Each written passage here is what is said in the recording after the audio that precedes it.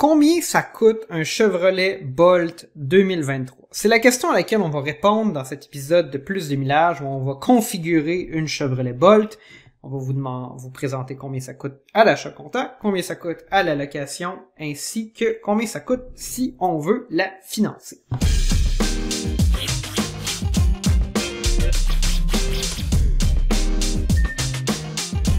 Donc, ce qu'on voit, c'est que les Bolt, depuis que les livraisons ont débuté, là, il y a plusieurs mois après tous les incidents liés à les batteries qui prennent en feu.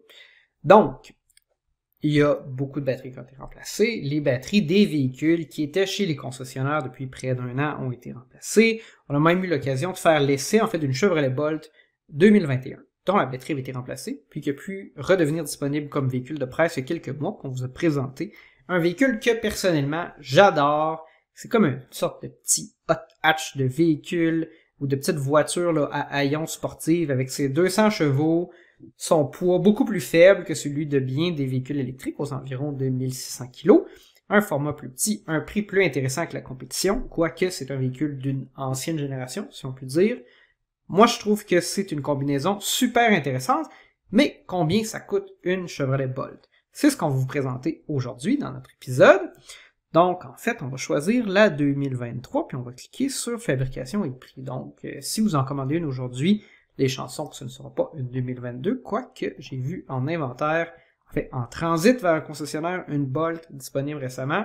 C'est Alexandre qui m'a envoyé ça. Peut-être qu'il s'agissait d'un modèle là, ou d'une voiture qui avait été décommandée par un client, quelque chose comme ça.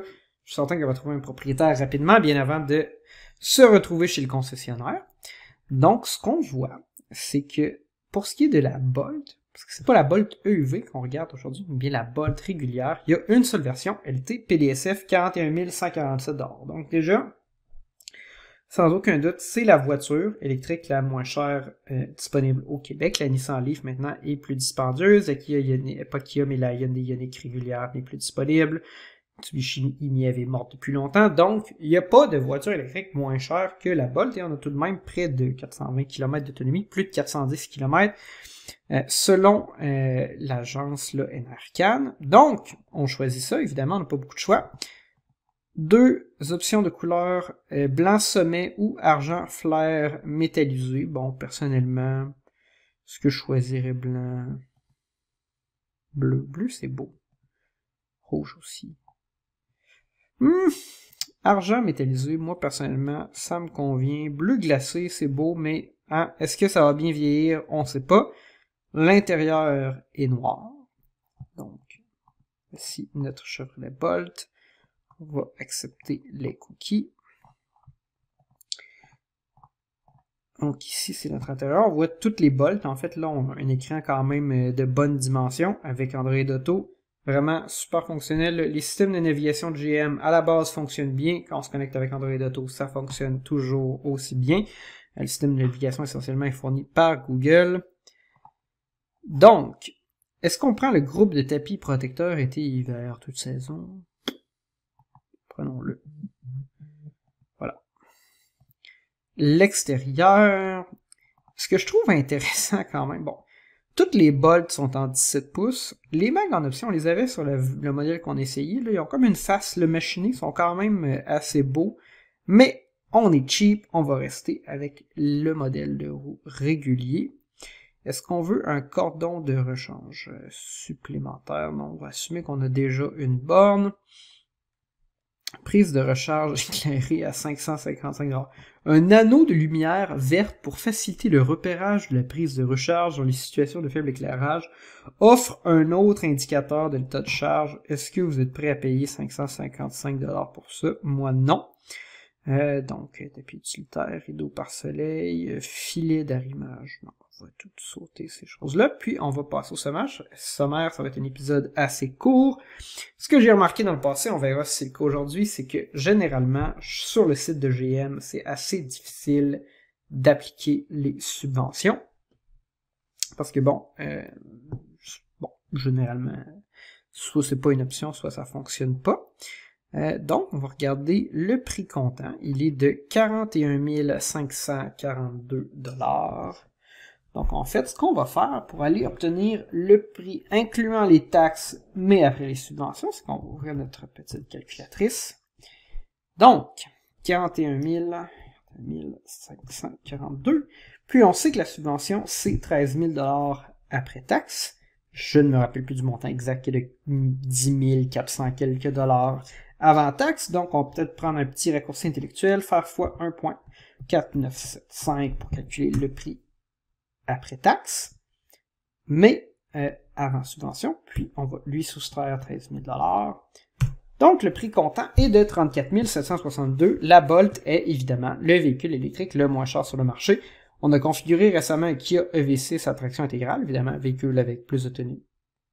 Ouais, autonomie similaire, mais une traction intégrale, beaucoup plus de puissance, véhicule beaucoup plus gros, beaucoup plus confortable, et on était de l'ordre de 56 000 $.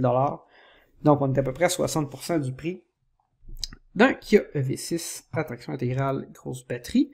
Donc, c'est quand même beaucoup plus raisonnable. Ensuite, détail sur la location, on va ajuster les paiements. Ici, ce qu'on va venir mettre sur la location, c'est location par mois. On est toujours par mois, 48 mois, 20 000 km par année. 687 $ par mois. Mais là, ce qui arrive, c'est qu'on n'a pas les taxes encore, 776, et on n'a pas non plus les crédits gouvernementaux. Donc là, ce qu'on va faire, c'est qu'on va mettre 10 400 $ ici, et on va voir ce qui se passe. Location à 519 $ par mois. Donc c'est là que les choses deviennent un peu merveilleuses, parce que la location du Kia V6 sur la même période coûtait 585 $ par mois, alors que c'est un véhicule qui vaut 20 000 $ de plus. Donc ce qui arrive, c'est que le taux de location est un peu plus élevé à 8,9%, et probablement que le résiduel sur ce véhicule-là est relativement faible. Donc en fait, ce qui arrive, c'est que le constructeur se met la subvention un peu, si on peut dire, probablement dans les poches à la fin de la location. Ce sera probablement très avantageux de racheter ce véhicule-là si vous l'avez loué.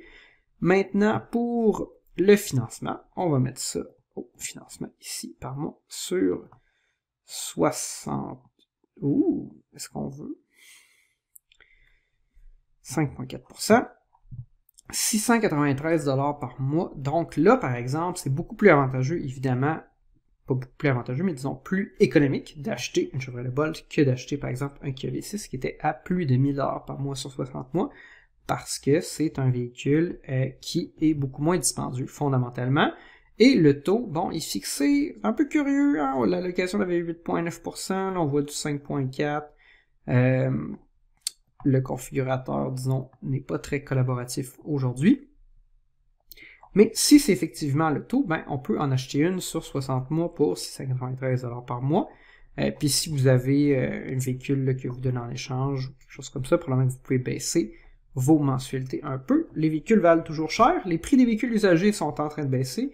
Ils ont commencé à diminuer. D'ailleurs, je vois une statistique récemment. Les prix des véhicules usagés baissaient de 1,17% par semaine aux États-Unis pendant un mois. Ce qui est quand même assez impressionnant. Donc, c'est peut-être le moment de changer. Je pense pas qu'il y ait de Bolt en stock chez les concessionnaires. On l'a dit, il y en a peut-être une qui s'en venait, mais bon, c'est peut-être un artefact ou une anecdote. Mais je crois que en 2023, il est possible que ça arrive, qu'éventuellement on ait des Bolt en stock. Puis les conditions là seront probablement aux environs de ça. Donc, c'est ça que coûte la voiture électrique la plus économique au Québec. C'est ce qui conclut notre épisode de configuration de plus de millage. Si vous avez aimé ce qu'on a fait, mettez un petit like, abonnez-vous à la chaîne et dites-nous dans les commentaires quel véhicule vous aimeriez voir configuré dans le prochain épisode de cette série.